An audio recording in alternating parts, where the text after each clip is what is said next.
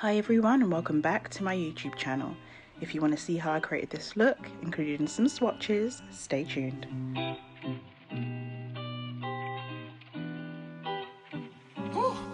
Yeah.